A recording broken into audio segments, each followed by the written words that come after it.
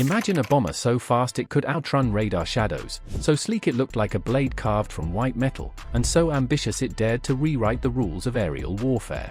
What happened when engineers chased the horizon and refused to accept good enough? The XB-70 Valkyrie was the defiant experiment, a Cold War dream powered by raw speed, shimmering with ideas that seemed pulled from science fiction. In this film we'll ride its shockwaves. Why it was built, what it taught the world, and how a handful of flights and a devastating accident turned a possible revolution into a legend. Ready to hear the story of the world's fastest bomber, the Valkyrie? 1. Cold War pressure, the need for speed. In the dawn of the 1960s, the world sat on a hair trigger. Strategic bombing doctrine demanded aircraft that could penetrate enemy airspace with impunity, and the only way past sophisticated air defenses seemed to be speed and altitude. The XB-70 emerged from this logic: if you could fly faster than interceptor jets and missiles could reliably reach you, and above the effective ceiling of defenses, you could deliver deterrence through sheer physical advantage. But this was not merely about outrunning guns, it was a statement of technological prestige. The Valkyrie was as much a symbol as a weapon, a promise that the United States could push aeronautical limits while the geopolitical game played out below. Engineers, politicians, and generals all wrote chapters of hope into its design. 2. A radical design, beauty and brutality. Look at the XB-70 and you feel an odd mix of elegance and menace. Its long, needle-like fuselage, delta wings, and folding wingtips created a silhouette unlike any heavy aircraft that came before. Designers weren't just chasing looks, each curve, each seam, had a purpose. The plane's dual canopy cockpit sat far forward like a spearhead. Its surfaces blended to manage heat and shock, the massive intake trunks fed 6 enormous engines. The Valkyries. 3. Engineering the impossible, materials and heat. Sustained flight at 3 times the speed of sound transforms air into a furnace. Skin temperatures climb, adhesives fail, and normal structures expand and warp. The Valkyrie forced engineers into new material territory: heat-resistant alloys, honeycomb structures, and innovative joinery that tolerated thermal stresses without catastrophic failure. 4. Compression lift, the science that boosted speed. One of the Valkyrie's most breathtaking tricks was something called compression lift. At high supersonic speeds, the shockwave pattern under the fuselage could be shaped to produce useful lift. Essentially, the airplane rode its own shockwaves.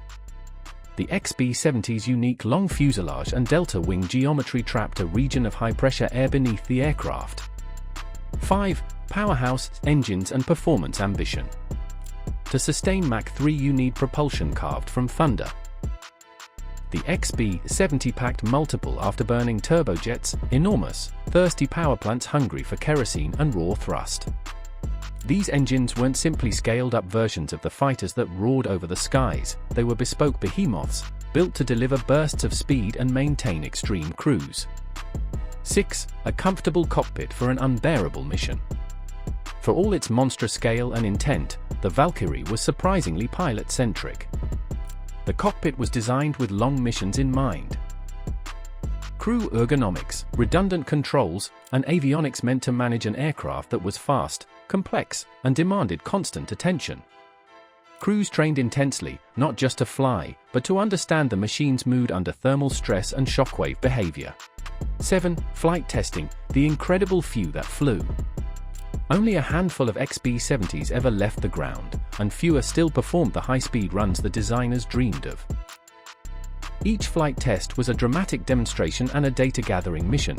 Engineers monitored skin temperatures, measured shockwave positions, and verified STR. 8. The photo flight and the disaster that changed everything.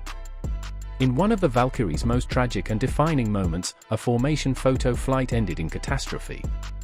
A mid-air collision during a public relations and research sortie destroyed one aircraft and claimed lives, halting public enthusiasm and exposing the vulnerability of high-performance operations. 9. Politics, budgets, and changing doctrine. The Valkyrie did not fail because it could not fly.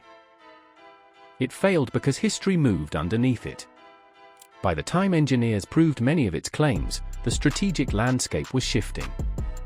Intercontinental ballistic missiles were maturing, surface-to-air missile technology accelerated, and anti-aircraft networks grew more sophisticated. 10. What if the Valkyrie in combat, a counterfactual? What would a fleet of Valkyries have meant for strategy? Imagine a formation of Mach 3 bombers streaking toward the horizon, compressive lift humming beneath their bellies, payloads aimed at hardened targets. Would speed have offered a decisive advantage against high-speed interceptors?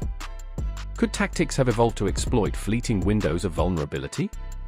11. The lessons engineers took home. Even as the Valkyrie program ended, its technical lessons rippled through aerospace engineering. Compression lift research influenced later supersonic and hypersonic thinking, materials work informed heat management in future platforms, flight test data helped refine high-speed control laws and pilot procedures. 12. Cultural impact, with the Valkyrie as icon. Beyond its metal and machinery, the XB-70 entered the public imagination.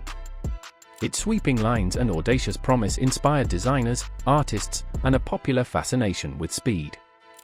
Models and magazine spreads made it a poster child of the jet age's daring. To many, it symbolized the optimistic techno-romanticism of an era, engineers as heroes, progress measured in Mach numbers. That cultural footprint matters. The Valkyrie kept alive a collective belief that humans could push boundaries and still measure the outcome against the cost. In museums and documentaries it became a cautionary romance, a machine that asked the world whether it wanted the future the designers imagined. 13. Survivors. What remains today? Though the program produced only a few prototypes, traces of the Valkyrie survive in museums and archives, where visitors can stand near its scale and feel the hush of a supersonic dream. Exhibits conserve not only metal but narrative, blueprints, test notes, and audio from flight decks that hint at the human stories behind the engineering feats. For aviation enthusiasts, seeing a Valkyrie, or remnants of it, is a pilgrimage. The preserved artifacts let us reconcile the audacity of its ambition with the fragility of its execution. Walking around those preserved airframes, people still ask the same trembling question: was it worth it? The answer lives in both the artifacts and the downstream innovations they inspired.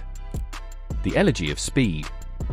The XB-70 Valkyrie ended as a small, tragic chapter in aviation's long epic. But its brief life wrote lessons that outlived budgets and policies. It asked timeless questions: how far should we push? When does innovation become vanity? And how do nations balance risk, cost, and the need to deter? The Valkyrie offers no tidy answers. Only a vivid reminder that human ambition can create things of terrible grandeur and fragile promise. As we look to new frontiers of speed and space, the Valkyrie watches on, a ghostly spear against the sunset, whispering both warning and invitation. Join the flight.